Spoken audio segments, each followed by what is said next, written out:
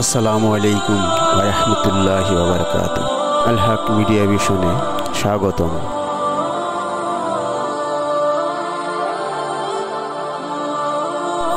আজ আমার ভিডিওর বিষয় কবর থেকে ফিরে আসা এক যুবতীর কিছু কথা। এই ঘটনা পাকিস্তানের গিলগিট অঞ্চলের। এক যুবতী মারা যাওয়ার 3 দিন পর হঠাৎ আবার জীবিত হয়ে ওঠেন। তিনি বললেন এমন কিছু কথা যা আমাদের সকলের হৃদয়ে নাড়া দেয়। কবরের ভয়াবহতা আর আল্লাহর রহমতের বাস্তব উদাহরণ এই ঘটনায় তা প্রমাণ করে। করাচির গুলশান ইকবাল এলাকায় বাইতুল করম জামে মসজিদের মাওলানা মুফতি আব্দুর রউফ ওয়াজ করার সময়ে একটি বিস্ময়কর ঘটনার বিবরণ দেন। তিনি বলেন, ঘটনাটি ঘটেছে পাকিস্তানের গিলগিট অঞ্চলে।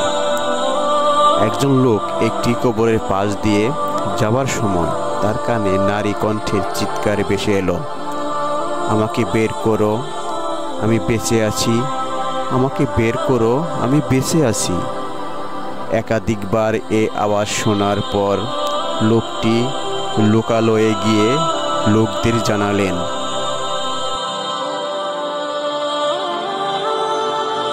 অনেকে কবরের পাশে গিয়ে একই আওয়াজ শোনার পর স্থানীয় মসজিদের ইমাম সাহেবের মতামত জানার জন্য গেল। ইমাম সাহেব কবর খুঁড়ে মেয়েটিকে বের করার সিদ্ধান্ত জানালেন। কবরের উপরে মাটি সরিয়ে একখানি তক্তা সরিয়ে ভেতরে তাকিয়ে দেখা গেল কবরের ভিতরে বসা মেয়েটি উলঙ্গ, তার গায়ে কাফন নেই। মেয়েটি বলল, আমাদের বাড়ি গিয়ে আমার জন্য পোশাক নিয়ে এসো। দ্রুত গিয়ে একজন পোশাক নিয়ে এসে কবরের ভেতর ছুড়ে দিল। পোশাক পরিধান করে কবর থেকে আপাত মস্তক ঢেকে বের হয়ে মেয়েটি দ্রুত নিজের বাড়িতে চলে গেল এবং একটি কামরায় প্রবেশ করে ভেতর থেকে দরজা বন্ধ করে দিল। তাকে দরজা খুলে দিতে বলা হলে সে বলল, দরজা খুলে দিচ্ছি, তবে খুব সাহসী লোক ব্যতীত কেউ আমার কামরায় আসবেন না, কারণ আমাকে দেখে হার্ট ফেল হতে পারে। কয়েকজন সাহসী লোক ভেতরে প্রবেশ করল। মেয়েটি প্রথমে তার মাথার কাপড় সরালো। দেখা গেল তার মাথার চুল তো নেই, চুলের নিচে মাথার চামড়াও নেই। এরকম হওয়ার কারণ জানতে চাওয়া সে বলল, বেঁচে থাকার সময় আমি মাথায় চুল খোলা রেখে পথে ঘাটে চলাফেরা করতাম। বেগানা পুরুষদের আমার চুলের সৌন্দর্য দেখাতাম। এ কারণে আমার মাথার চামড়া সহ সব চুল টেনে টেনে তুলে ফেলা হয়েছে।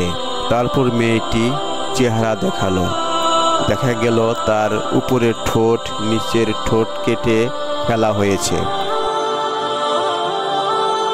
চেহারায় শুধু 2 পাটি দাঁত ব্যতীত কিছুই নেই।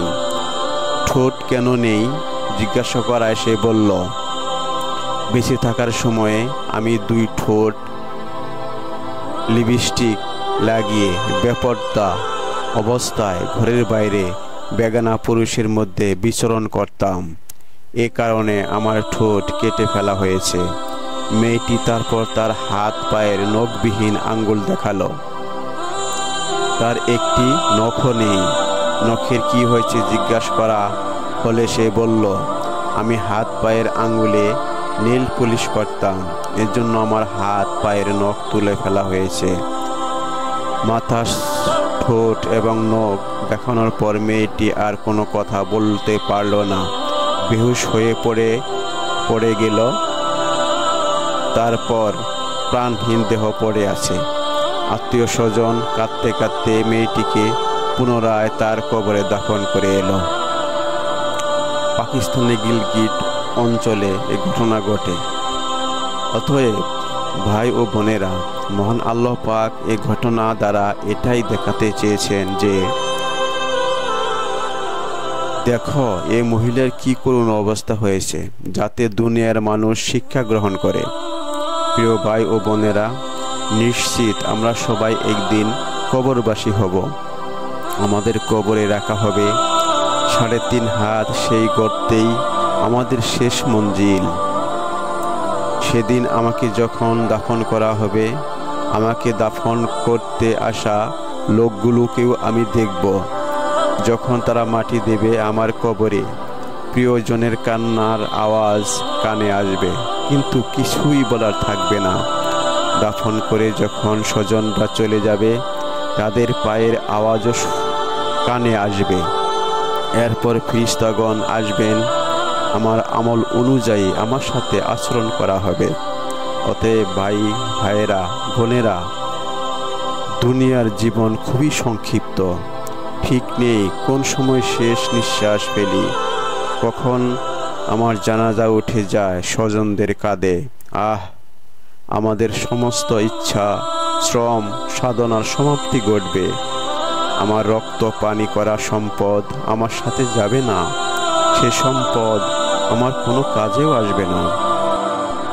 তাই ভিডিওটি ভালো লাগলে লাইক, কমেন্ট, শেয়ার ও সাবস্ক্রাইব করতে ভুলবেন না। জাযাকাল্লাহ।